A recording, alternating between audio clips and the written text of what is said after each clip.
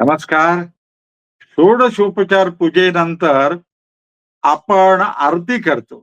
आरती, आर्त स्वरात म्हणायची ती आरती लक्षात ठेवा. आणि आर्त स्वरात म्हणजे ऐकताना आनंद वाटला पाहिजे. ओरडून आरती म्हणायची नाही. म्हणून गणेश चतुर्थीच्या किंवा गणेश जयंतीच्या आधी आरतीचं पुस्तक आणून शुद्ध अशी आरती म्हणायची. आरती झाल्यानंतर आपण घालीन लोटांगण म्हणतो. बघा घालीन लोटांगण सर्व तल्लीन होत असतात. ते घालीन लोटांगण कुणी लिहिलं? तर लक्षात घ्या एका व्यक्तीनं, एका कवीनं हे घालीन लोटांगण लिहिलेलं नाही. पहिला जो चरण आहे ना, घालीन लोटांगण सुरुवातीचा, हा संत नामदेवानी 1270 ते 1350 मध्ये संत नामदेव होऊन गेले. त्यांनी तो लिहिलेला आहे. आता पहिल्या त्यात 2च ओळी पूर्वी म्हणत असतील आणि त्याच्यानंतर मग त्वमेव माता, त्वमेव पिता हे चरण जोडले गेले आणि ते कुणी लिहिले तर शंकराचार्यांनी गुरुस्तोत्रामध्ये ते लिहिले. त्वमेव माता, त्वमेव पिता. बघा, ते त्या 2 ओळी नंतर जोडल्या गेल्या.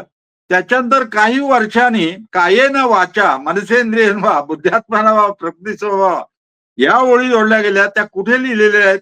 त्या श्रीमद भागवतात आहेत. भागवत पुराणामध्ये आहेत.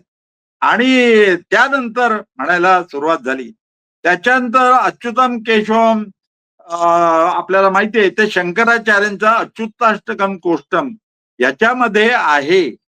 तेव्हा ते नंतर जोडलं गेलं आणि त्याच्यानंतर शेवटी आपण म्हणतो हरे राम हरे कृष्ण, राम राम हरे हरे वगैरे ते सुद्धा नंतर जोडलं गेलं. ते कालीसन्न चरण या उपनिषदात यजुर्वेदी उपनिषदामध्ये त्या 2 ओळी आहेत.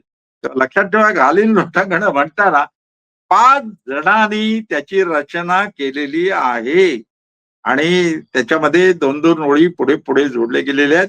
अर्थात श्रद्धेनं करायचंय, भक्तीनं करायचंय आणि महत्वाची गोष्ट मी पुन्हा एकदा सांगतो, की गणपतीचे गुण आपल्या अंगी यावेत. एक तरी विद्या आपण आयुष्यात शिकायला पाहिजे. एका कलेमध्ये तरी पारंगत व्हायला पाहिजे आणि दुष्टांचा संहार गणेशाने केला, राक्षसांचा नाश केला. आपल्यामध्ये जी राक्षसी वृत्ती आहे, आपल्या स्वभावात जे दोष आहेत, हे आपण घालवायला पाहिजेत.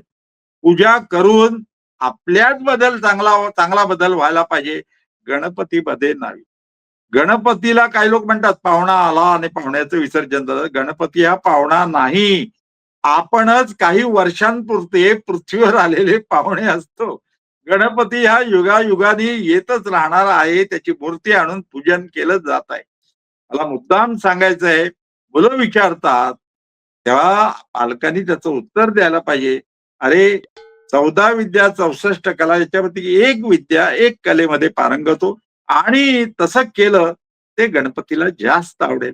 आपल्यात सुधारणा व्हावी यासाठी हे सण उत्सव आहेत. धन्यवाद.